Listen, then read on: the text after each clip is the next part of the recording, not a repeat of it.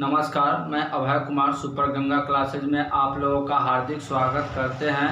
आज हम पढ़ेंगे 3 प्रमुख अंतर्राष्ट्रीय संगठन के बारे में, जो है आसियान, ब्रिक्स और नाटो अंतर्राष्ट्रीय संगठन। अगर हमारे पिछले वीडियो को अगर आपने नहीं देखा है तो जाकर अवश्य देखें।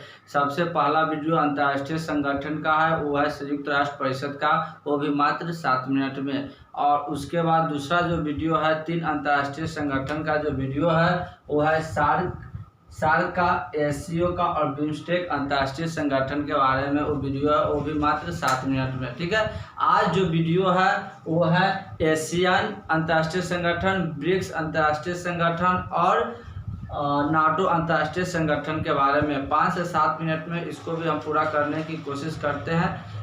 आज का जो मोटिवेटेड कोड है वो है असफलता एक चुनौती है, स्वीकार करो। असफलता एक चुनौती है, स्वीकार करो। क्या कमी रह गई देखो और सुधार करो।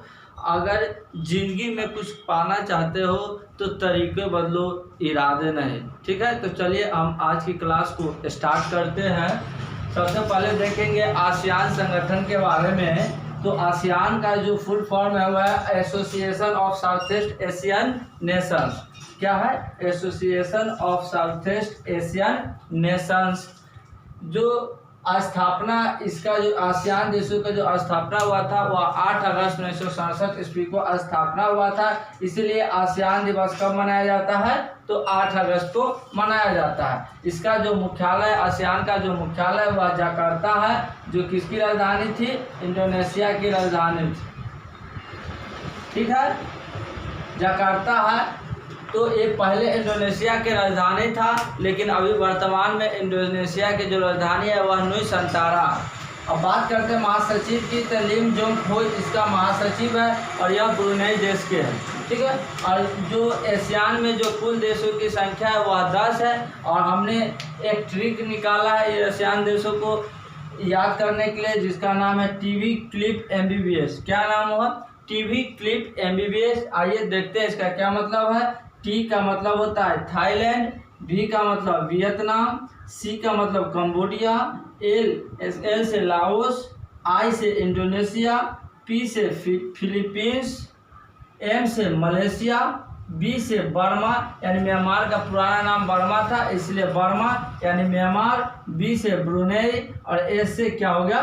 सिंगापुर। ठीक है, और 41वां आसियान शिखर सम्मेलन 12 मई 2020 को कहाँ पर आयोजित किया गया था? तो वह कंबोडिया में आयोजित किया गया था। और इसकी जो अध्यक्षता हुन सेन, यहाँ के जो PM है हुन सेन, उसके द्वारा अध्यक्षता किया गया था। अब हम बात करते हैं 40वां आसियान शिखर सम्मेलन के 2021 की अध्यक्षता किसने किया था?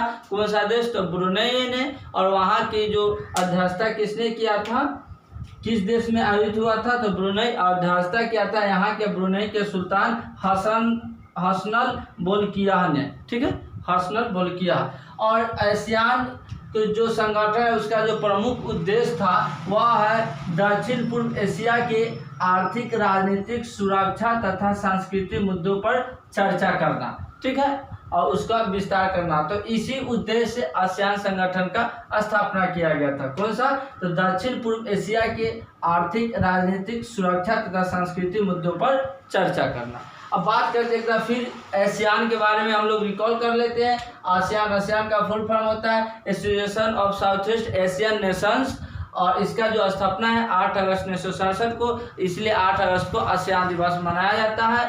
और इसका जो मुख्यालय, हेडक्वार्टर है वह जकार्ता में है। और इसका जो महासचिव है लिम जोंग खोई, जो ब्रुनेई देश के है। इसमें जो देश है टोटल कुल 10 देश है। और इसका जो मैंने हम लोग ट्रिक निकाले हैं जो है टीवी क्लिप MBBS। तो टी का मतलब होता है थाईलैंड, बी का मतलब होता है वियतनाम, सी का मतलब होता है कंबोडिया, एल से लाओस, आई से इंडोनेशिया, पी से फिलीपींस, एम से मलेशिया, बी से बर्मा यानी म्यांमार, बी से ब्रुनेई और ए से सिंगापुर। ठीक है, और 41वां आसियान शिखर सम्मेलन 2022 का आयोजन कहाँ किया गया था? तो कंबोडिया में किया था। और अध्यक्षता जो किया था वो कंबोडिया के PM हुन सेन ने किया था। और 40वां आसियान शिखर सम्मेलन 2021 का आयोजन ब्रुनेई में हुआ था। और उसकी किसके द्वारा अध्यक्षता किया गया था? तो ब्रुनेई के सुल्तान हसनल बोल्कियाह द्वारा किया गया था। तो अब हम बात करते हैं ब्रिक्स अंतर्राष्ट्रीय संगठन, ब्रिक्स संगठन के बारे में। तो ब्रिक्स संगठन का जो उद्देश्य था, स्थापना करने का उद्देश्य वह था कि आपसी आर्थिक विकास की गतिविधियों को गतिशीलता प्रदान करना एवं गरीबी उन्मूलन के कार्यक्रम के कार्य करना। ठीक है, कहने का मतलब है कि ये जो 5 देश है वो अपने आर्थिक विकास की गतिविधियों में तेजी लाना और गरीबी उन्मूलन यानी गरीबी उन्मूलन के कार्यक्रम को बढ़ावा देना, इसका मेन मकसद है, उद्देश्य है। तो ब्रिक्स की बात करें तो ब्रिक्स की जो स्थापना हुआ था वह 2009 में हुआ था। जब ब्रिक्स 2009 में इसका स्थापना हुआ था उस समय 5 देश थे ब्रिक और दक्षिण अफ्रीका जो देश है वह 2010 में ब्रिक्स का सदस्य बना था। ठीक है, दक्षिण अफ्रीका 2010 में इसका सदस्य बना, तो अब जाकर नाम क्या पड़ा, ब्रिक्स नाम पड़ा। ब्रिक्स का मतलब होता है ब्राज़ील, बी से ब्राज़ील, आर से रूस, रसिया, आई से इंडिया, सी से चाइना और ए से साउथ अफ्रीका।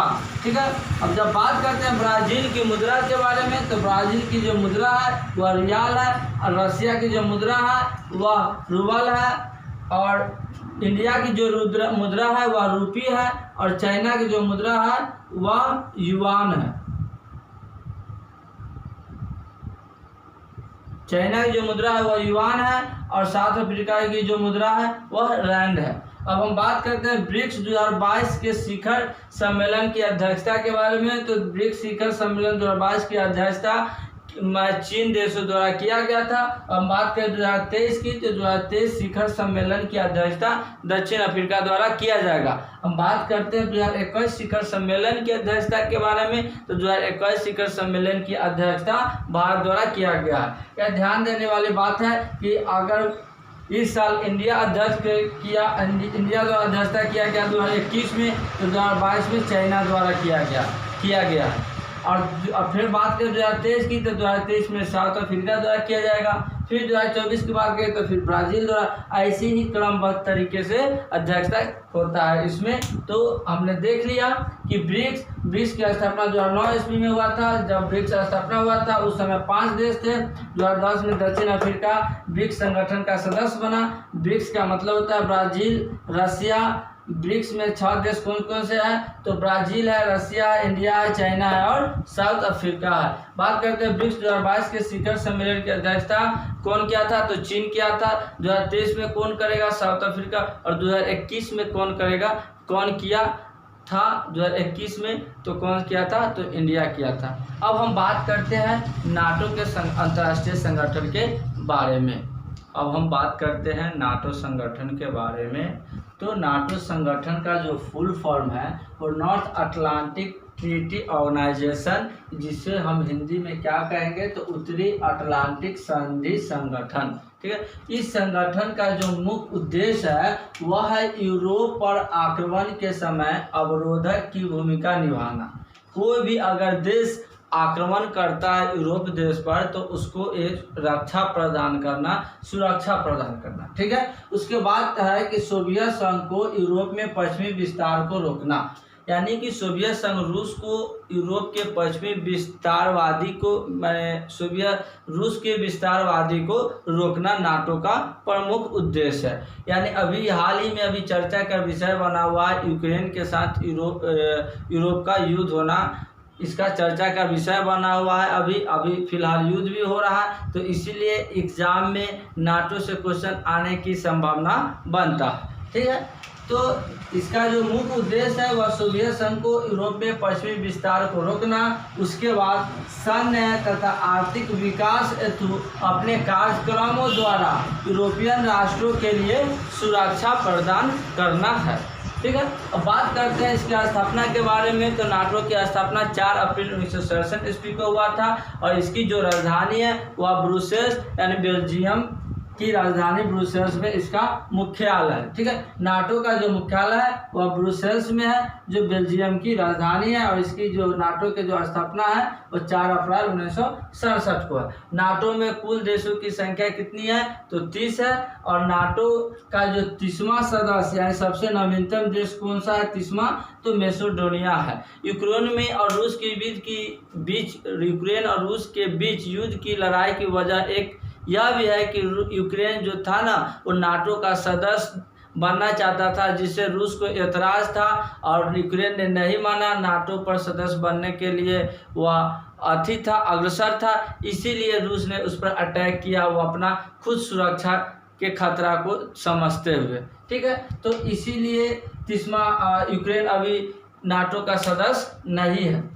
तो 30वां अगर बात करते हैं 30 सदस्य है नाटो का, जिसमें 30वां यानी नवीनतम देश कौन सा है मैसेडोनिया है। और बात करते हैं नाटो में 30 सदस्य में 28 जो देश है वह यूरोपियन कंट्री से है और दो जो देश है वह उत्तरी अमेरिका से है, उत्तरी अमेरिकन देश है। ठीक है, तो उत्तरी अमेरिकन में दो कौन कौन देश है, तो एक है संयुक्त राज्य अमेरिका और दूसरा है कनाडा, नाटो का सदस्य। और इसका जो महासचिव है नाटो का वह जेंस स्टोल्टेनबर्ग, कौन सा है, जेंस स्टोल्टेनबर्ग है। तो हमने नाटो का भी देख लिया, नाटो का अंतर्राष्ट्रीय संगठन के बारे में। तो हमने आज पढ़ा एशियन अंतर्राष्ट्रीय संगठन, ब्रिक्स अंतर्राष्ट्रीय संगठन और नाटो अंतर्राष्ट्रीय संगठन। ठीक है, और हमारा जो पिछले वीडियो था वो सबसे प्रथम वाला वीडियो अंतर्राष्ट्रीय संगठन और संयुक्त राष्ट्र परिषद के बारे में था। दूसरा जो वीडियो है वह है सार्क, SCO और बिम्स्टेक अंतर्राष्ट्रीय संगठन के बारे में। आज हमने पढ़ा एशियन, ब्रिक्स और नाटो अंतर्राष्ट्रीय संगठन के बारे में। हम उम्मीद करते हैं कि यह वीडियो आपके एग्ज़ाम के लिए बहुत ही हेल्पफुल होगा और एग्ज़ाम ऑफ व्यू से बहुत ही यह इम्पोर्टेंट है, एग्ज़ाम में आने की प्रबल संभावना है। तो ठीक है, मिलते हैं हम फिर नेक्स्ट वीडियो में, तब तक के लिए धन्यवाद। जय हिंद।